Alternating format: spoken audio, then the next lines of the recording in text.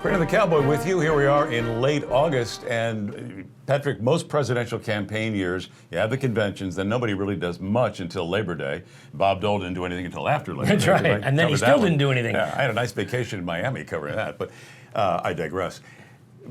Trump and Hillary are, I wouldn't say it's the fourth quarter, but they're acting like we're already at halftime. We have 80-some days left. Yeah, August has always been the month when things kind of slowed down. Remember, kids are getting ready to go back to school. It used to be after Labor Day. Now they're going back to school in mid-August.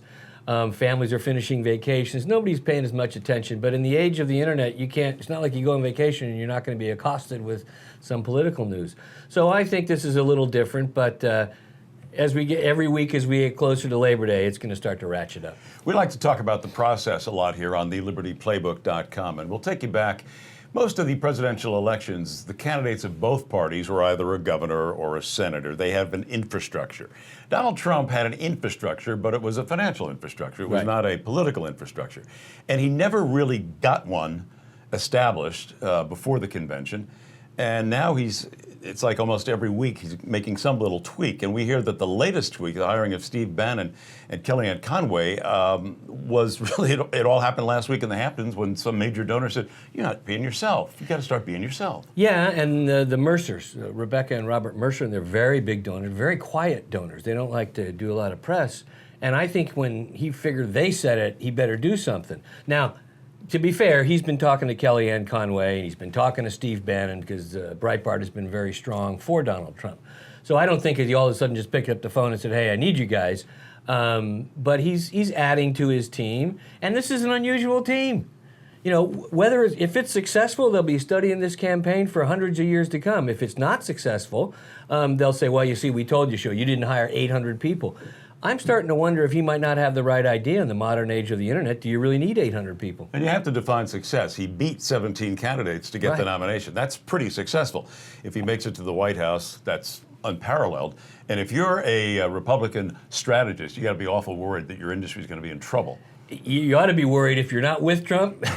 You might not have a career when this thing's over. Well, not so much the revenge aspect, but just that, hey, I don't need consultants. Look what I did. Well, yeah, that is true, but the politician types, they'll always hire consultants. If you'll notice, the business types hire tons of them, figuring, it's like if one is good, 100 is better. Right. Meg Whitman did that way back in the 90s. There was a guy who ran for the Democratic nomination who was the head of Northwest Airlines, Al Checky. He did the same thing. He hired every consultant in town, and he got like 5% of the vote. So, it is a new model. We'll see if it works. I think Carly Fiorina might have caught that element as well. Yes, she did. She caught it. So Trump hires Bannon and Kellyanne, and the two different styles. Bannon they call him a conservative flamethrower, but he had a very conservative banking experience. He was with Goldman Sachs, remember, the bank that paid Hillary all that money. So there's a little intrigue there. And Kellyanne Conway, longtime friend of Donald Trump, also a pretty good head for data, statistics, polling, things like that.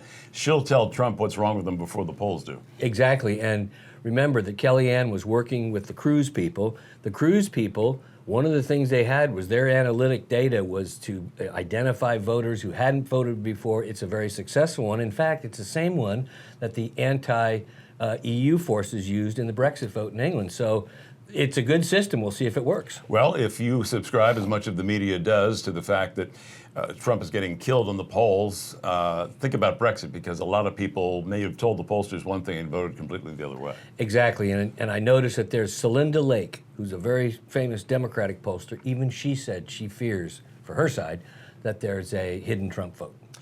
Well, the one thing that's kind of ironic, and we're talking about recent days, so say from the 15th of August on, when this new team comes on, telling Donald Trump to be himself, he's looking like somebody else. He's looking more presidential. He's looking more measured. He's not ad-libbing as much. Yeah, I think they've tried to combine the two styles. I think Donald Trump's the kind of guy who needs a crowd. I mean, he likes to feed off the crowd, and we've noticed that throughout the whole primaries. But they also are conceding that they need to give more substantive speeches. So what do? Combine the two. Instead of having speak of a bunch of suits, right, who are sitting there, analyzing every word he says, foreign policy experts or whatever, he's in front of regular Americans, and that gives him his comfort zone. So I think it's kind of a combination, and we'll see if it works. But I think it's a good idea. Well, the interesting thing about Donald Trump, is that whoever's on his team had better tell Donald Trump that he's Donald Trump. Because he doesn't really want yes men. He doesn't want people telling him he can't do this, he shouldn't say this. He is his own man. Yeah, he has his own man. He's going to do what he does. But I think he's realizing that this thing is winnable, still winnable, and that if he makes these changes and listens, that he's got a good shot at this thing. This thing ain't over by a long shot. Plus the fact there's so much stuff out there that could happen, both internationally or to Hillary Clinton, or more WikiLeaks comes out. So right now, I think if he can build himself up in the next couple of weeks, get ready for Labor Day, it's anybody's game.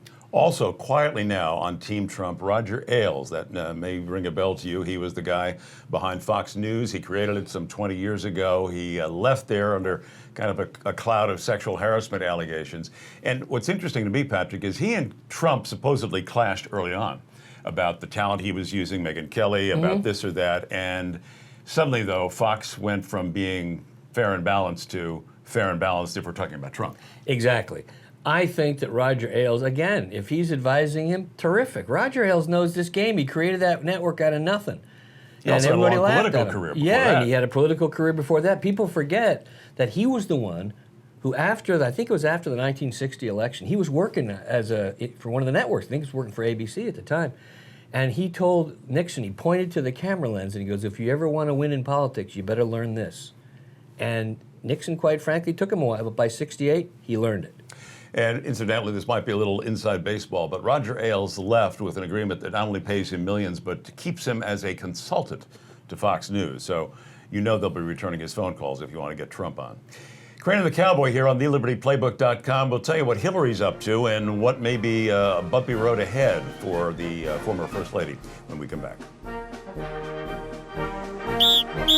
Huddle up!